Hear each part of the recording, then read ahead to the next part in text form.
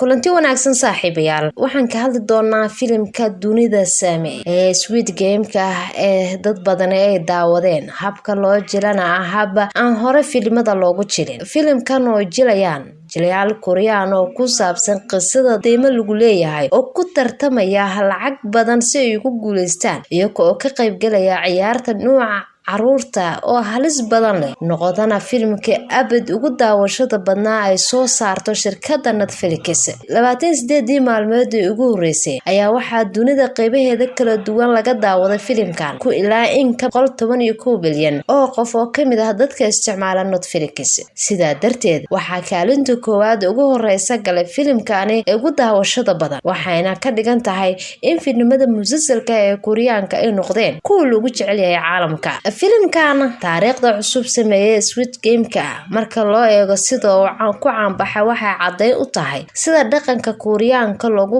baranayo dalalka reer galbeedka ee sanadihii ugu dambeeyay waxa filimkan ku biiraya fanaaniin reer Korean kuwaas oo heesooda laga xiiseeyo wadankaasi sida uu kamid yahay BTS-ka iyo Blackpink kuwaas oo guri walba oo Korea ku yaala ay dadkooda xiiseeyaan dhageystaan filimkan ayaa qaybtiisa hore oo kooban 9 qaybood kaasay noqdeen filimka loogu daawashada badan yahay ku soo biiray channelka Demishow fadlan subscribe to noo saara wana mahadsantiin.